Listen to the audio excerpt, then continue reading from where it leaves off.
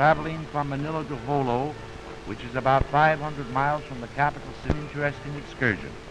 Although Jolo is the largest island in the southern Philippine archipelago, it is the most primitive.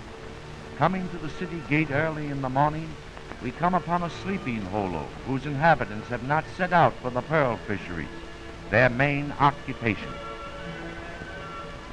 All high-class residents live in buildings such as these, which, as you notice, start at about the second or third floor. The plants that hang on the verandas are orchids. They grow in great profusion in Jolo, and the natives use them as ivy. This boy looks happy and chews as peacefully as the most contented cow. Betel nut might not be good for the digestion, but the natives love it. Prepared from tobacco leaf, betel nut, sap from the Singapore tree, and tamboyan leaf, this Jolo delight is guaranteed not to whiten the teeth, but to stain them a dark, almost black red.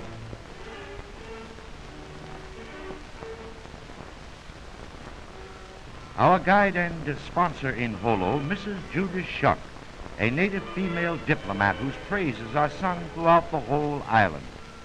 Mrs. Schuck exerts more influence over the inhabitants of Jolo than any other one person. In fact, she has quelled serious uprisings when the Sultan of Sulu himself has failed. Mrs. Schuck was born in Jolo, is half Moro and half Arabian. Her husband is half Moro, half German.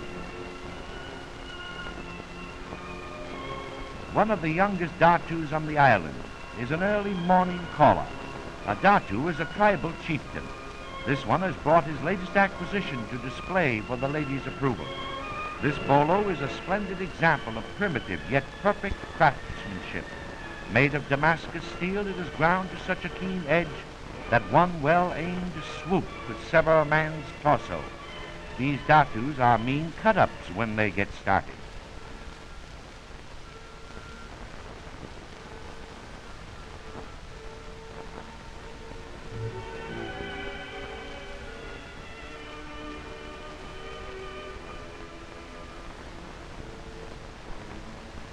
His Royal Highness, the Sultan of Sulu. He makes his home in Jolo and is the political and religious ruler supreme over more than 500,000 Mohammedans.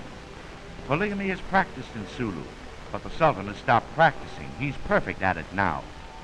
Until recently, the Sultan received an annual salary from the United States government and as a senator in the Philippine legislature. He gets a fat piece of change each year from England as head of the Mohammedan church in Borneo. Spain used to pay him a racketeer's dole for protection against Sulu pirates. This is not a Jolo tenement house, it's a royal residence, the palace of the Sultan of Sulu, a dirty, unkempt, ill-smelling wood-frame house. That is where the Sultan lives. It might be a palace to the Sultan, but it's just a dump to us.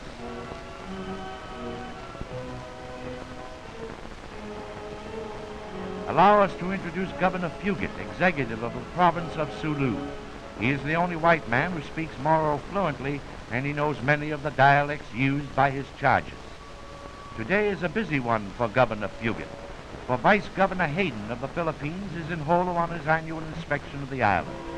Hayden's chief job on this tour is the inspection of sanitary conditions, and that's a real snap since there is no sanitation in Jolo. While Hayden and Fugit talk things over, the Sultan decides to put in his 2 cents worth. So the boys get together for a conference.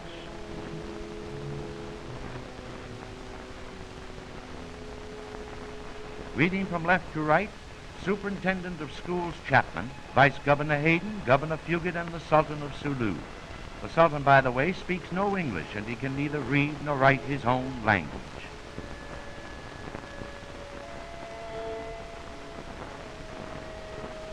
Here we meet Haji Usman, a Mohammedan wise man. That thing he's wearing isn't a freshman cap, but a mark of distinction for his pilgrimage to Mecca. We asked Haji if he were married, and he nodded vigorously and held up 5 fingers. We thought he wanted it risky, but our interpreter informed us that he meant he had 5 wives. Not bad for an old man. Another Datu. He's borrowed the Sultan's pistol for this picture. Here comes his daughter. She asks him if she can have some money to buy a new sarong. But he tells her it's all sarong and not the time to ask for it. Can't you see gal Pop's having his picture taken? Scat, says the datu, and he scolds her for trying to hog the camera. A Jolo marketplace. It looks like the natives go in for pushcart peddling. All the perfumes of Araby couldn't sweeten this vile-smelling bazaar. Unless you've got a great yen for dried fish, you wouldn't work up an appetite around here under any circumstances.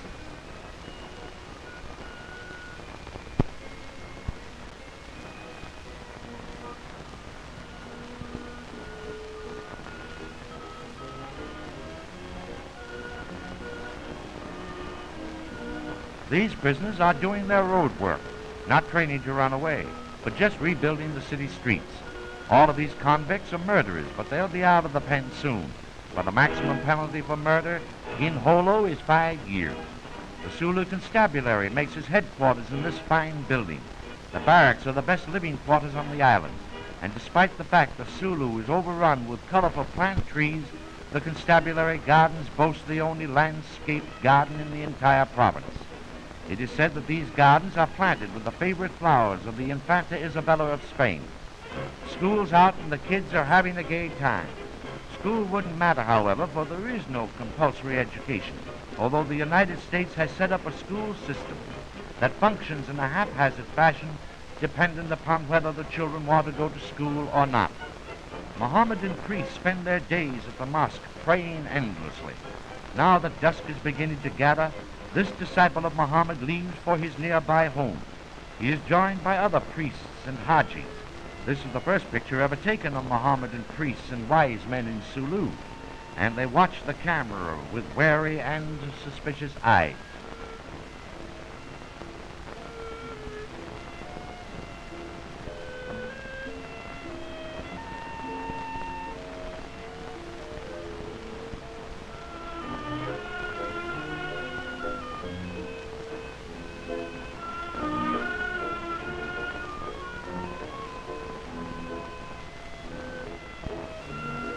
When the late ex-President William Howard Taft was Governor General of the Philippines, he tried to establish a national unity in the islands through the medium of a national hero, a George Washington of the island.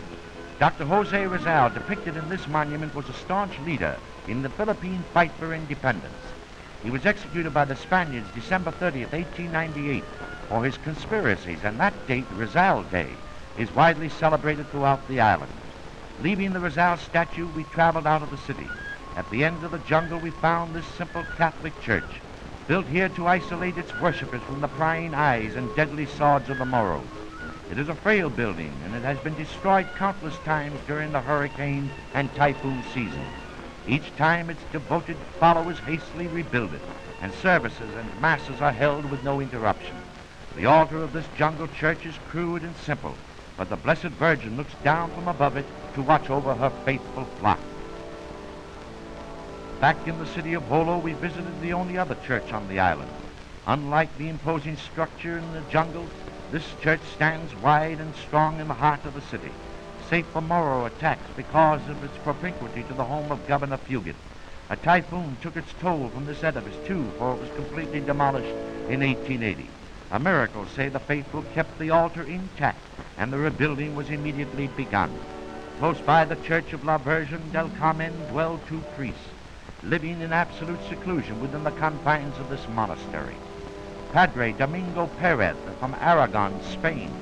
He came to Jolo many years ago to bring the faith of Christianity to the natives. He never leaves the confines of the monastery.